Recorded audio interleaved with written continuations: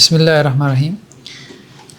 Next جو ہمارا topic ہے اصول حدیث کا سیکنڈ لاسٹ، اسماء اور کنیتوں کے بارے میں، انساب اور القاب کے بارے میں۔ اسماء تو اسم سے ہے، کنیت جیسے ابو فلاں، فلاں راویوں کے نام ہوتے ہیں، بعض اوقات اپنی کنیت سے معروف ہو جاتے ہیں، بعض اوقات اپنے نام سے معروف ہوتے ہیں، بعض اوقات اپنے نسب سے، حسب نسب اس سے معروف ہوتے ہیں، اور بعض اوقات اپنے لقب سے۔ ٹھیک ہے، تو موالی ایک خاص قسم کا تعلق ہے، وہ ہم آگے ڈسکس کریں گے۔ مولا فلاں، نافع مولا عبداللہ ابن عمر، تو اس کو ہم آگے چل کے ڈسکس کرتے ہیں۔ تو اس کا تذکرہ ہے۔ اب اس میں یہ کہہ رہے ہیں کہ جس کی کئی ایک قسمیں ہیں، بس سمپل ہے، مطلب کچھ اس کے اضافی فوائد ہیں جس کی خاطر ہم اس کو ذرا گو تھرو کر رہے ہیں۔ ایک تو وہ ہے راوی جو اپنے نام سے معروف ہے، اس کی کنیت کوئی نہیں جانتا، کنیت اس کی ہے لیکن کوئی نہیں جانتا۔ عام طور پہ راوی اپنے ناموں سے ہی معروف ہوتے ہیں، ٹھیک ہے، جیسے طلحہ زبیر، یہ ان میں سے ہے نا، اپنا عشرہ مبشرہ میں سے۔ عبد الرحمن بن عوف، حضرت حسن بن علی، ٹھیک ہے، یہ صحابہ میں سے ہے نا، ٹھیک ہے۔ اب ان سب کی کنیت کیا ہے؟ ابو محمد۔ کسی سے پوچھا جائے تو کسی کو بھی نہیں پتہ، نام ان کا معروف ہے، کنیت ان کی کوئی نہیں جانتا، ٹھیک ہے۔ تو بعض راوی اپنے ناموں سے معروف ہوتے ہیں، ان کی کنیت غیر معروف ہوتی ہے، سمپل ہے۔ اچھا، بعض راوی جو ہے وہ اپنی کنیت سے معروف ہوتے ہیں، نام ان کا کوئی نہیں جانتا، جیسے ابو ادریس الخولانی، یہ راوی کا نام ہے ابو ادریس، اس کی کنیت ہے، اس کا نام کیا ہے؟ عائذ اللہ۔ ابو ہریرہ بہت مشہور ہے، ٹھیک ہے۔ ابو اسحاق السبیعی، ٹھیک ہے، ابو اسحاق، اب اس کی کنیت معروف ہو گئی، اس کا نام عمر ہے، وہ کوئی نہیں جانتا۔ جی نہیں، وہ ابن اسحاق، ہاں، سیرت کے امام، ٹھیک ہے۔ دوسرا کیا ہے کہ من اسمہ کنیتہ، جس کا جو نام ہے نا وہی اس کی کنیت ہے، جیسے ابی بلال اشعری، ابو بلال اشعری، ابو بلال، اب کوئی یہ نہ سمجھے کہ یہ اس کی کنیت ہے، اس کا نام کچھ اور ہوگا، نہیں، اس کا نام بھی یہی ہے۔ جیسے آپ دیکھیں نا، عورتوں میں جیسے نام ہوتا ہے ام حبیبہ، اب اس کا مطلب یہ نہیں کہ وہ حبیبہ کی ماں ہے، اس کا نام ہی یہی ہے، ٹھیک ہے۔ تو بعض اوقات ایک راوی کی جو کنیت ہے نا وہی اس کا اوریجنل نیم ہوتا ہے، اصل نام بھی اس کا وہی ہوتا ہے۔ وہ ابی حسین، ٹھیک ہے، ابو حسین، تو ابو حسین اس کی کنیت بھی ہے، اس کا نام بھی ہے، یہ کہنا چاہ رہے ہیں۔ یہ نہیں ہے کہ آپ اس کو کنیت سمجھ کے اس کا نام ڈھونڈتے رہیں، تو نام اس کا آپ کو اسماء و رجال کی کتابوں میں نہیں ملے گا، یہ اصل میں نقطہ سمجھانا چاہ رہے ہیں۔ من اختلف فی اسمہ، جس کے نام میں اختلاف ہو جائے کہ اس کا نام کیا ہے، جیسے حضرت ابو ہریرہ، یہ ان کی کنیت ہے، ان کا نام کیا ہے، اس کے بارے میں 30 اقوال ہیں۔ کتنے؟ 30 کہ نام کیا ہے ان کا، اس میں 30 اقوال ہیں، یعنی 30 نام ان کے جو ہے وہ لیے گئے ہیں، کسی نے کہا یہ ہے، کسی نے کہا، کسی نے کہا، یعنی اس کا مطلب یہ ہے کہ کسی کو پتہ ہی نہیں ہے۔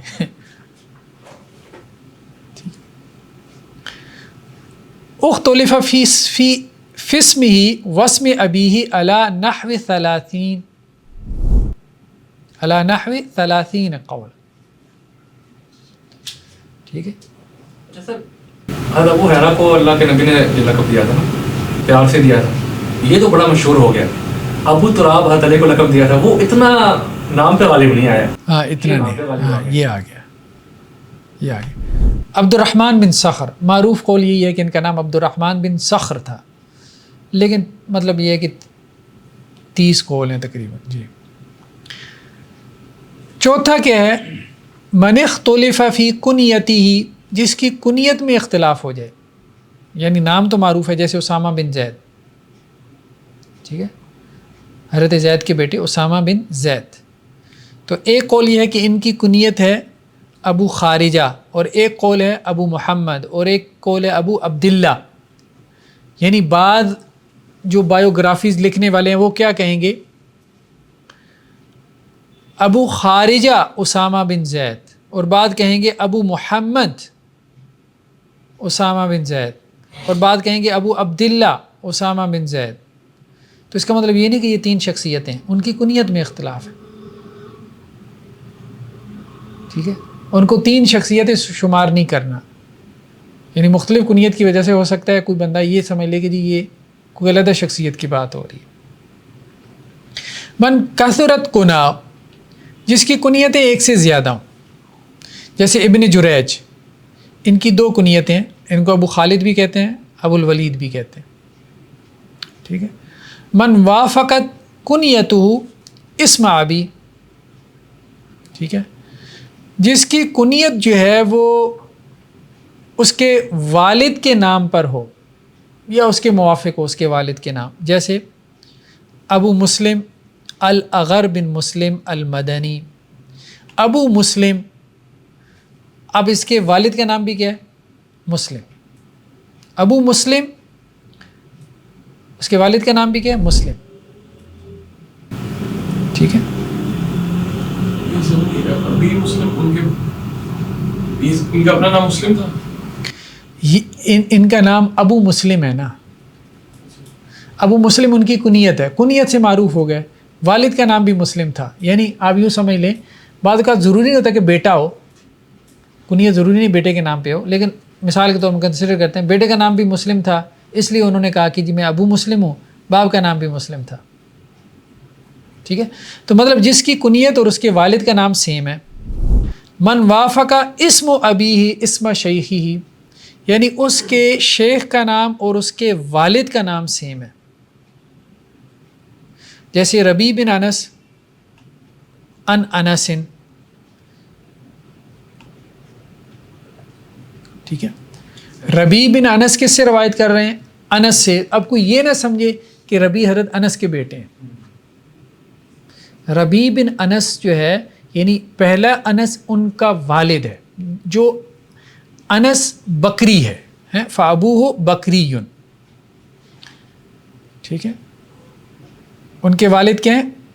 بکری ہیں. اور جو ان کے شیخ ہیں وہ انس بن مالک، جو رسول اللہ صلی اللہ علیہ وسلم کے کیا ہیں؟ خادم ہیں. ٹھیک ہے. من وافق اسم راوی عنہ اسم شیخہ، جو راوی اس سے نقل کر رہا ہے اور جو اس کا شیخ ہے دونوں کا نام سیم ہے. یعنی ایک بندے کے شاگرد کا اور استاذ دونوں کا نام کیا ہے؟ ٹھیک ہے. جیسے مثال کے طور پہ امام بخاری کے ایک استاذ ہیں، ٹھیک ہے، جن کا نام مسلم ہے.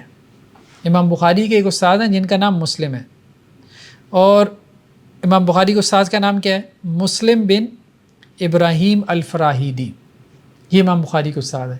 اور امام بخاری کے شاگردوں میں بھی مسلم ہے، مسلم بن الحجاج، صحیح مسلم والے. صحیح مسلم کے جو مصنف ہیں وہ امام بخاری کے شاگرد ہیں.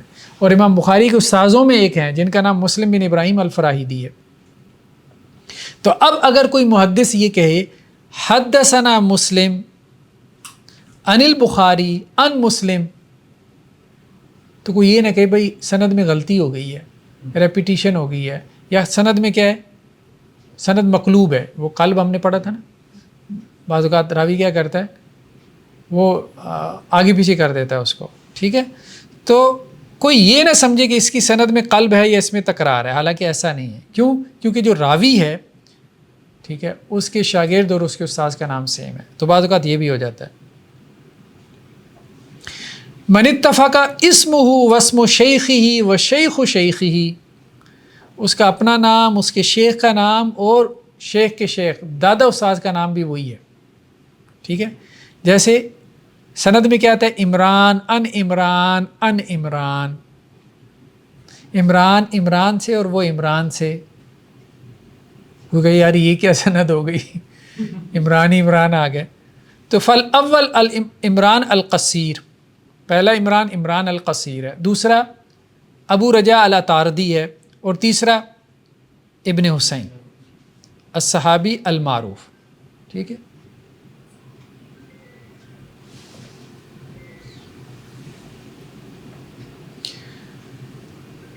نیکسٹ کیا ہے؟ من اتفق اسمہ واسم ابیہ واسم جدہ، جس کا اپنا نام، اس کے والد کا نام، اس کے دادا کا نام سب سیم ہو. جیسے الحسن بن علی ابن طالب، حضرت علی کے بیٹے حسن، ان کے بیٹے بھی حسن، ان کے بیٹے بھی حسن. کوئی یہ نہ کہے، مطلب اس کو یہ نہ ہو کہ یار یہ کیا سند ہے، لیکن ہے، ایسا ہو جاتا ہے.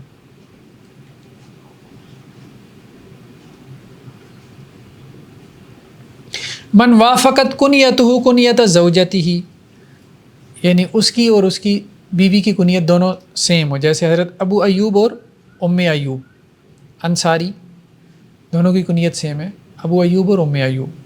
ان کے بیٹے سے نہیں ہوگی. ضروری نہیں ہوتا کنیت کے لیے، عربوں میں یہ رواج تھا، بغیر بیٹے کی بھی کنیت جو ہے وہ رکھ لیتے تھے. ٹھیک ہے. اسماء میں ایک اور چیز کیا ہے؟ انہیں کہتے ہیں جی الاسماء المفردہ، یونیک نیمز. جیسے ہمارے یہاں بھی کچھ لوگوں کو ہوتا ہے نا، ایسا نام رکھو جو دنیا میں کسی کا ہو ہی نہیں. تو بعض نام ایسے آج بندہ کہتا ہے یار یہ کیا نام ہے، یہ بھی کوئی نام ہوتا ہے. تو بعض راویوں کے نام وہ اتنے یونیک ہوتے ہیں. ٹھیک ہے. احمد بن اجیان، اب یہ عام نام نہیں ہے، اجیان. سندر، ٹھیک ہے، یہ نام بھی عام نہیں ہے. مولا زمبا الجزامی. ٹھیک ہے. بعض کنیتیں ایسی ہوتی ہیں جو کہ منفرد ہوتی ہیں. ابو العشراء، اب یہ کنیت عام طور پہ نہیں ہوتی. ابو العبیدین، ٹھیک ہے، یہ کنیت بھی عام طور پہ نہیں ہوتی. ٹھیک ہے. بعض القاب ایسے ہوتے ہیں جو منفرد ہوتے ہیں، جیسے سفینہ. ٹھیک ہے.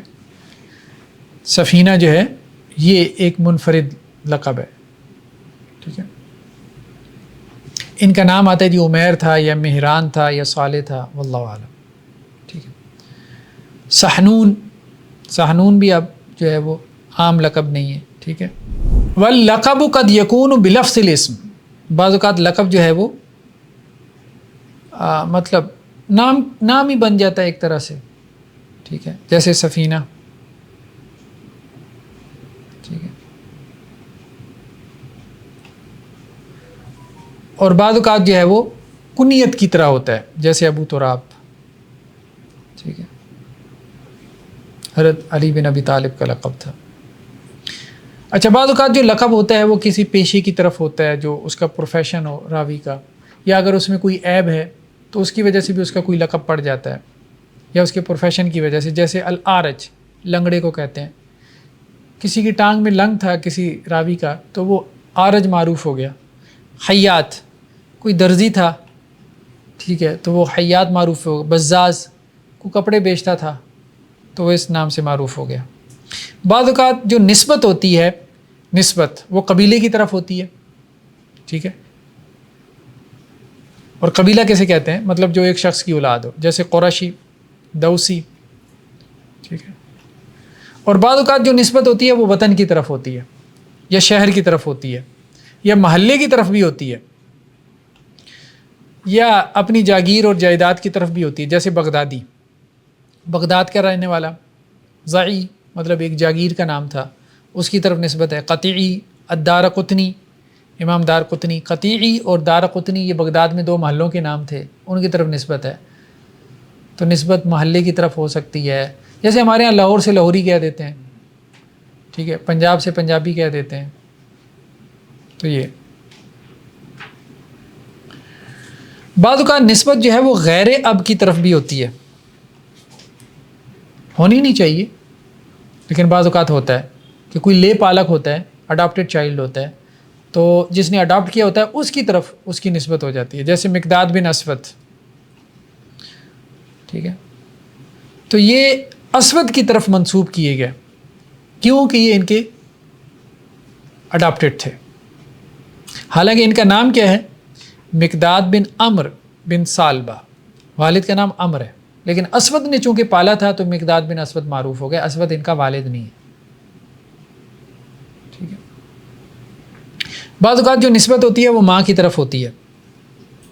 بلال بن حمامہ، کے والد کا نام کیا ہے؟ ربا. ٹھیک ہے. بلال بن حمامہ، تو والد ان کے ربا ہے، حمامہ ان کی والدہ ہے. اسماعیل بن الیہ، الیہ ان کی والدہ ہیں، والد کا نام ابراہیم ہے. ٹھیک ہے. تو بعض اوقات محمد بن حنفیہ، جیسے حضرت علی کے بیٹے ہیں محمد بن حنفیہ، یا حنفیہ جو ہیں یہ ان کی والدہ ہیں، بہت معروف ہیں حضرت علی کے بیٹے محمد بن حنفیہ، حدیثوں میں کافی تذکر آتا ہے ان کا. بعض اوقات نسبت ایسی آتی ہے کہ جس طرف ذہن نہیں جاتا بندے کا، جیسے خالد الحذا. حذا جو ہے مطلب جوتوں والا، یہ خود جوتے نہیں بناتے تھے، موچی نہیں تھے، مطلب یہ جو موچی تھے نا ان کے پاس بیٹھتے تھے، تو اس وجہ سے معروف ہو گئے، مجلس کی وجہ سے ان کے ساتھ. بعض اوقات جو ہے وہ کوئی نسب جو ہے وہ لقب بن جاتا ہے. ٹھیک ہے. جیسے خالد بن مخلد القطوانی، تو قطوان کہتے ہیں جس کے پاؤں لمبے ہوں اور وہ برابر جو ہے وہ ان کو رکھتا ہو، قدم بھرتا ہو، لمبے پاؤں والا. ٹھیک ہے. خالد بن مخلد قطوانی.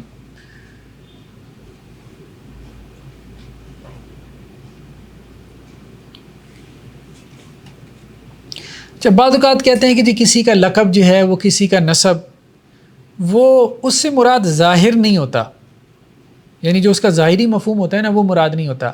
جیسے ایک راوی ہے معاویہ بن عبد الکریم. ٹھیک ہے. معاویہ تو بن عبد الکریم، آگے کیا آتا ہے؟ الضال. اس کا مطلب یہ نہیں کہ یہ گمراہ تھا، ضالین بھی اسی سے ہے نا. یہ اصل میں مکہ مکرمہ میں ایک مرتبہ رستہ بھول گیا، اب ہر کسی سے پوچھتا رہا تو لوگوں نے اس کا نام ہی جو ہے وہ ضال رکھ دیا. ٹھیک ہے. اور ایک اور راوی ہے عبداللہ ابن محمد الضعیف. ٹھیک ہے.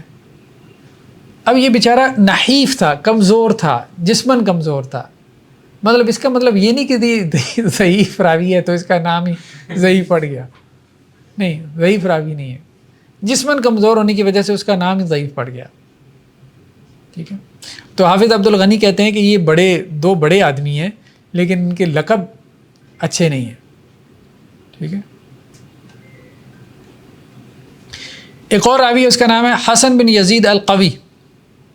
اب قوی اس لیے نہیں ہے کہ وہ قوی راوی ہے، مطلب عبادت گزار تھا اس لیے اس کا نام قوی پڑ گیا. ٹھیک ہے. ابو مسعود البدری. ابو مسعود البدری کو اس لیے نہیں کہتے بدری کہ یہ بدر میں حاضر ہوئے تھے، بلکہ بدر کے مقام پہ یہ رہتے تھے، اس لیے ان کا نام بدری پڑ گیا. تو اس کا مطلب یہ ہے کہ بعض اوقات ظاہر پہ نہیں جانا. ٹھیک ہے. دیکھنا ہے کہ اس کی وجہ کیا ہے، اس کی ریزن کیا ہے.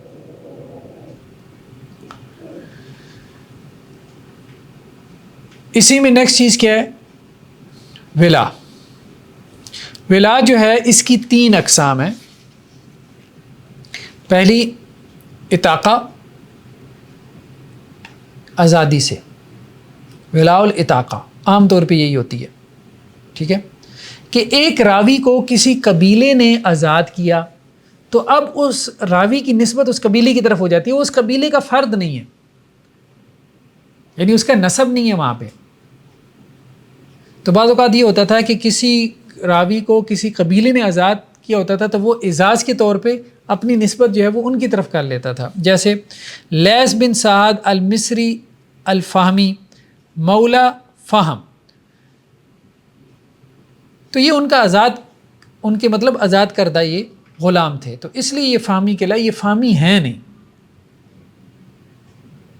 ٹھیک ہے. تو اس کو تعلق ولا کہتے ہیں. مولا کا مطلب آزاد کرنے والا ہیں، آزاد جس نے کیا وہ آگے آ رہی ہے بات. واہ. دوسری ولا جو ہے وہ اسلام کی ہے. پہلی آزادی کی ہے، یعنی جس قبیلے نے آزاد کیا اس کی نسبت جو ہے وہ راوی اپنی طرف کر لیتا ہے یا اپنی نسبت اس قبیلے کی طرف کر لیتا ہے. دوسری اسلام کی ہے، یعنی کسی کے ہاتھ پہ اس نے اسلام قبول کیا، تو جس کے ہاتھ پہ اس نے اسلام قبول کیا نا تو اس کے قبیلے کی نسبت وہ اپنی طرف یا اپنے ساتھ لگا لیتا ہے. جیسے محمد بن اسماعیل البخاری الجعفی، تو امام بخاری جو ہے وہ جوفی نہیں تھے، ان کے آباء و اجداد میں سے مغیرہ نے جو ہے وہ ایک جوفی شخص کی ہاتھ پہ اسلام قبول کیا تھا، تو وہ جوفی کہلائے، تو ان کی وجہ سے پھر آگے جوفی نیچے چلتا آیا. وہ جوفی قبیلے سے نہیں تھے. ٹھیک ہے، تو محمد بن اسماعیل البخاری الجعفی یا جعفی، واللہ عالم دیکھنا پڑے گا. تیسرا کیا ہے؟ حلف، محالفہ، یعنی عقد و پیمان. ٹھیک ہے، ایک ہے اسلام اور ایک ہے آزادی، اور تیسرا کیا ہے؟ عقد و پیمان کے ذریعے سے.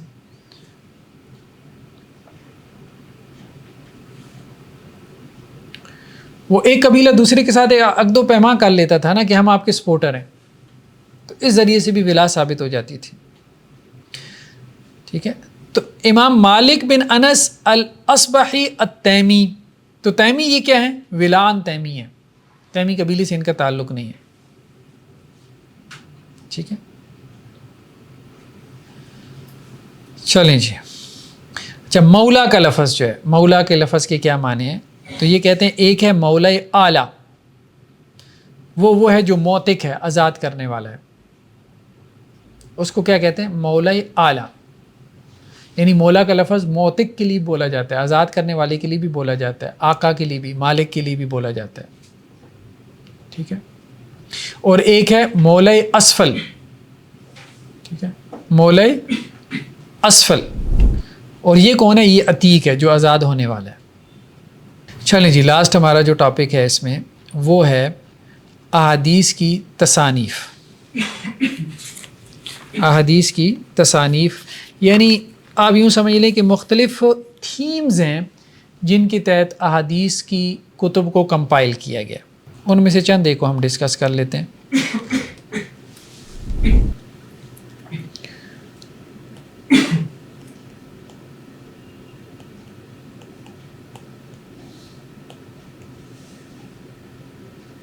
احادیث کی کتابوں کو جن تھیمز کے تحت کیٹیگرائز کیا گیا یا کمپائل کیا گیا، وہ تھیمز کون کون سے ہیں؟ سب سے پہلے ہے جامع، اس کی جمع آتی ہے جوامع. جامع حدیث کی اس کتاب کو کہتے ہیں جو کمپریہنسو ہے، مطلب اس میں ہر طرح کی حدیثیں آ گئیں، ہر طرح کی، کھانے پینے کی، کتاب الرقاق، کتاب التفسیر، ٹھیک ہے، سیرت کی، کتاب الفتن کی، ہر طرح کی. جامع مین جامعیت سے، جیسے صحیح بخاری کا نام کیا ہے؟ الجامع الصحیح.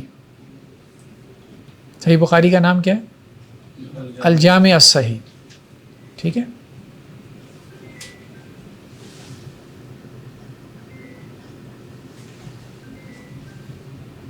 الجامع الصحیح. ٹھیک ہے، دوسری کیا ہے؟ مسند. مسند حدیث کی وہ کتابیں ہیں کہ جن میں صحابی کے اعتبار سے روایتوں کو جمع کیا گیا ہو، کمپائل کیا گیا ہو. ٹھیک ہے، صحابی کے اعتبار سے، یعنی ایک صحابی کی حدیثوں کو آپ کیا کرتے ہیں؟ جمع کر دیتے ہیں. کمپریہنسو میں تو یہ ہے کہ ایوری اسپیکٹ آف لائف آپ نے اس کو کور کر لیا. ٹھیک ہے، جامع. مسند میں کیا ہے کہ حضرت ابو ہریرہ کی حدیثیں ایک ساتھ آپ لے آئے. ٹھیک ہے، پھر اسی طرح سے جو ہے وہ آپ اس کے بعد مثال کے طور پہ حضرت عبداللہ بن عباس کی حدیثیں لے آئے، جتنی بھی حدیثیں ہیں جو حضرت عبداللہ بن عباس سے ہیں. پھر اس کے بعد حضرت عبداللہ بن عمر کی حدیثیں لے آئے. ٹھیک ہے، پھر اس کے بعد آپ حضرت عبداللہ بن مسعود کی حدیثیں لے آئے. تو صحابی کی حدیثوں کے اعتبار سے کہ ایک صحابی کی جو نریشنز ہیں وہ آپ ایک جگہ جمع کر دیں، پھر اس کے بعد دوسرے صحابی کی، پھر تیسرے کی. جیسے مسند احمد، اس کی مثال کیا ہے؟ مسند احمد. اور اس کی مثال کیا ہے؟ الجامع الصحیح، یعنی صحیح بخاری. ٹھیک ہے، وہ مسند احمد پہ کسی ایک پرٹیکولر ایسپیکٹ یا پرٹیکولر راوی کے بارے سے ہی حدیثیں آ رہی ہیں. مسند احمد میں یہی ہوتا ہے نا کہ ایک صحابی کی حدیثیں آپ کو ایک ساتھ ملتی ہیں. مسند احمد کی جب آپ وہ چیپٹرائزیشن دیکھیں گے نا، ٹھیک ہے، اس کا کنٹینٹ لسٹ، تو اس میں یہی ہوگا کہ مسند عبداللہ ابن عباس، مسند عبداللہ ابن مسعود، مسند، مطلب وہ مسانید ہیں بہت سی، ٹھیک ہے. ہر صحابی کی احادیث کا ایک چیپٹر بنا دیا گیا، یعنی اس کی چیپٹرائزیشن اس طرح سے ہوتی ہے. تیسری جو قسم ہے وہ ہے موجم، اس کی جمع معاجم آتی ہے. موجم جیسے موجم طبرانی، امام طبرانی کی کتاب ہے موجم طبرانی. اصل میں ان کی 3 کتابیں، الموجم الکبیر، الموجم الاوسط، الموجم الصغیر. موجم طبرانی بھی کہہ دیتے ہیں، ٹھیک ہے، تینوں کو ملا ہے کیا؟ مطلب ہاں تینوں کے لیے، ٹھیک ہے. موجم اس کتاب کو کہتے ہیں جو کسی راوی نے اپنے شیوخ کی ترتیب پر جمع کی ہو. شیوخ یعنی مسند میں تو صحابی ہے نا اصل، یہاں کیا ہے، شیخ اصل ہے. شیوخ کی ترتیب پہ یعنی ایک شیخ سے اس کی جتنی روایتیں تھیں وہ پہلے لے آیا، پھر دوسرے شیخ سے لے آیا، پھر تیسرے سے لے آیا، پھر چوتھے سے لے آیا. اب بات سمجھ رہے ہیں نا کہ ایک راوی کہتا ہے جی فلاں شیخ سے میں نے، مثلا ایک راوی کہتا ہے جی میں نے امام بخاری سے جتنی حدیثیں سنی ہیں یہ ایک چیپٹر ہو گیا، پھر امام مسلم سے جتنی سنی ہیں یہ دوسرا چیپٹر ہو گیا، پھر امام ترمذی سے جتنی سنی ہیں وہ تیسرا چیپٹر ہو گیا. اور اس میں عام طور پہ وہ الفابیٹیکلی لے کے آتا ہے، اپنے شیوخ کے نام الفابیٹیکلی لے کے آتا ہے، الف بائی ترتیب سے. چوتھی کیا ہے، علل کی کتابیں، کتاب العلل، علت کی جمع علل. امام دارقطنی کی اس کے اوپر کتاب ہے، امام احمد بن حنبل کی کتاب ہے. علل سے مراد وہ کتابیں ہیں کہ جن میں معلول حدیثیں ہوتی ہیں، یعنی وہ حدیثیں جن کے اندر علتیں ہوں، اور ساتھ میں وہ ایکسپرٹس بتا بھی رہے ہوں کہ اس میں یہ علت ہے.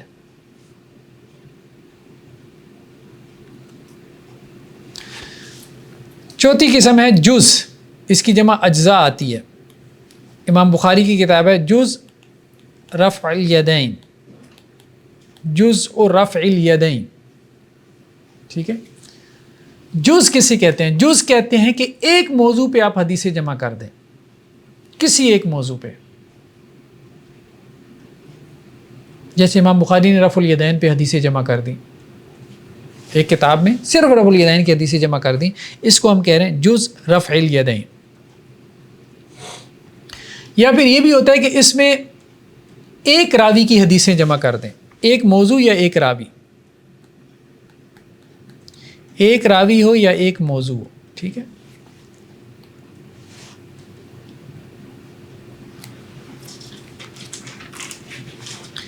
نیکسٹ کیا ہے، اطراف الحدیث کی کتابیں. اطراف، طرف کی جمع اطراف. طرف کہتے ہیں سائٹ کو، یعنی بعض لوگوں نے کیا کیا، احادیث کے انسائکلوپیڈیاز تیار کیے.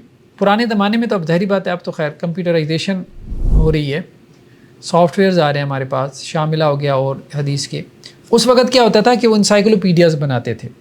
تو حدیث کے اطراف کے اعتبار سے، یعنی حدیث کا شروع کیسا، جیسے انما الاعمال بالنیات، پوری حدیث نہیں بس اتنی، کیونکہ ساری حدیثیں تو آپ ایک جگہ نہیں نہ لکھ سکتے پوری حدیث، تو وہ حدیث کا اطراف ذکر کر انما الاعمال بالنیات، پھر آگے. تو اس سے کیا وہ الفابیٹیکلی اس کو جمع کر دیتے تھے، تاکہ کسی نے وہ حدیث جو ہے دیکھنی ہو تو الفابیٹیکلی اس کو انسائکلوپیڈیا سے دیکھ لے، اور پھر اس میں آگے اس کی تخریج ہوتی تھی کہ یہ حدیث فلاں کتاب میں ہے اور اس کا یہ مصدر ہے، یہ سورس ہے. تو اطراف الحدیث بیسیکلی انسائکلوپیڈیاز تھے حدیث کی. جیسے امام مزی کی کتاب ہے تحفۃ الاشراف،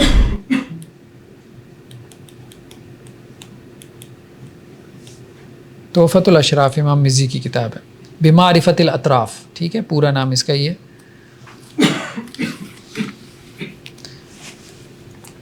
نیکسٹ کیا ہے، مستدرک، مستدرکات یا مستدرک. مستدرک کسے کہتے ہیں؟ جیسے مستدرک حاکم ہے، المستدرک علی الصحیحین، امام حاکم کی کتاب ہے، بہت معروف ہے، المستدرک علی الصحیحین، ٹھیک ہے. صحیحین پہ انہوں نے استدراک کی ہے. صحیحین سے مراد صحیح بخاری صحیح مسلم. ٹھیک ہے. تو مستدرک جو ہے اس سے مراد یہ ہوتی ہے کہ ایک مصنف یہ کہتا ہے کہ جی وہ جو فلاں مصنف ہے نا اس کا جو کرائیٹیریا تھا حدیث لینے کا، ہاں اس کے اصولوں کے اوپر میں حدیثیں جمع کروں گا. وہ حدیثیں جو اس کے اصولوں پہ اس کے کرائیٹیریا پہ پوری اترتی ہیں، میٹ کرتی ہیں، لیکن اس نے اپنی کتاب میں ان کو درج نہیں کیا یا اس سے مس ہو گئی. تو المستدرک علی الصحیحین میں انہوں نے کیا کیا، انہوں نے کہا کہ جی امام بخاری اور امام مسلم کے کرائیٹیریے کی جو حدیثیں ہیں اور جو انہوں نے بیان نہیں کی اپنی کتاب میں، وہ میں اپنی کتاب میں لے کے آؤں گا. یہ امام حاکم کی کتاب ہے، لیکن یہ ایک کلیم ہوتا ہے، ایویلیویشن بعد کی بات ہے، صرف کلیم سے ثابت نہیں ہو جاتا. اس لیے مستدرک کے اندر نا موضوع روایتیں بھی ہیں. اصل میں انہوں نے زیادہ زور دے دیا کہ امام بخاری اور امام مسلم کے جو راوی ہیں نا صحیحین کے، ان کی روایتیں ہم لے آئیں. دیکھیں راویوں سے سند نہیں بنتی، ٹھیک ہے، محض راویوں سے سند نہیں بنتی. راوی پلس تحمل و ادا اور پلس وہ ترتیب، وہ پوری سند کو جو ہے وہ بنا رہی ہوتی ہے. خیر بہرحال اس پہ ہم کسی اور وقت میں گفتگو کریں گے تفصیل سے. کیا ہم کہتے ہیں نا بخاری مسلم کے راوی ہیں، بالغ بخاری مسلم کے راوی ہیں. بخاری مسلم کے راویوں کے ہونے سے اگر جو ہے وہ حدیث صحیح ہو جاتی تو مستدرک حاکم کی ساری روایتیں صحیح ہوتی ہیں، کیونکہ انہوں نے یہی کلیم کیا کہ میں نے اب دیکھیں نا پبلش تو کیا نہیں تھا کرائیٹیریا کوئی امام بخاری امام مسلم نے، تو کیسے پتہ چلا کہ امام بخاری امام مسلم کی یہ شرائط تھی، 10 شرائط تھیں، 15 تھیں، 20 تھیں جن کے اوپر آپ نے ہر حدیث کو پرکھا ہے. انہوں نے کہا کہ جی جو امام بخاری اور مسلم کے راوی تھے نا وہ میں نے لے لیے. اب ان میں ساری شرائط تو پوری ہوں گی، لیکن نہیں، راویوں میں تو 2 شرائط پوری ہو رہی ہیں، ایک ثقہ ہے اور ایک کیا ہے، ضابط ہے. 2 شرائط. سند متصل ہے کہ نہیں، یہ تو سند سے پتہ چلے گا نا، محض راوی سے تو نہیں. روایت میں شیوذ ہے کہ نہیں،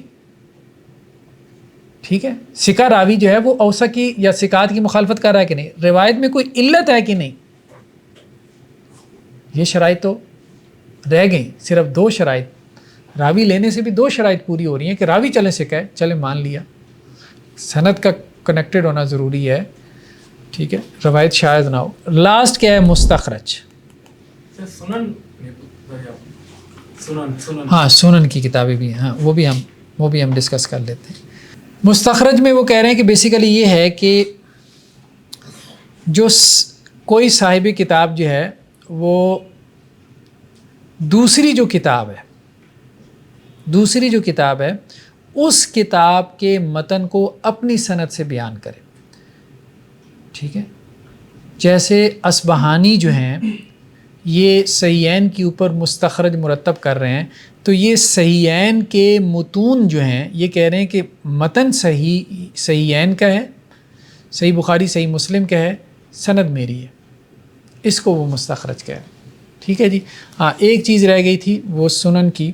سنن تو بہرحال فقہی اعتبار سے جو کتابیں مرتب کی گئی ہیں فقہی اعتبار سے، یعنی جن کی چیپٹرائزیشن فقہی اعتبار سے ہے ان کو سنن کی کتابیں کہتے ہیں. سر کبھی جو امام ترمذی کی کتاب ہے اسے کبھی سنن لکھا جاتا ہے، کبھی جامع ترمذی لکھا جاتا ہے. ہاں جامع بھی اس لیے کہ وہ کمپریہنسو بھی ہے اور سنن بھی ہے.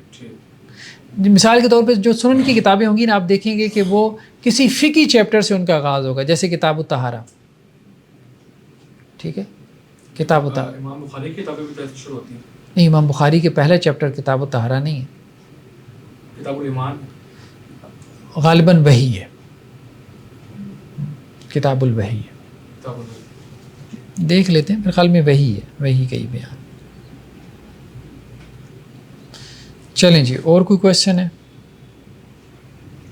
مستقبل میں آپ نے کہا تھا نا کہ جو ہم دوسری سند سے اس کا اپنا مطلب اس کی سند پہ میپ کر لیتے ہیں، کہ یہ جائز ہے، کہ یہ غلط نہیں ہوگا کہ میں اپنا متن جو ہے کسی وہ سند سے کنیکٹ کر دوں؟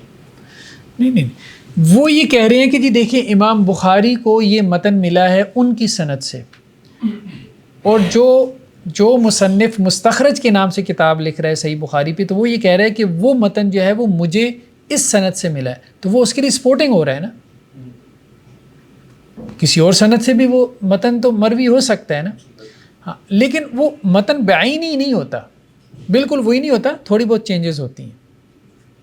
اگر امام بخاری نے وہ متن اگر ریجیکٹ کی، مطلب وہ سند سے وہ نہ لے کر آئے تو اسی کو وجہ ہو گیا.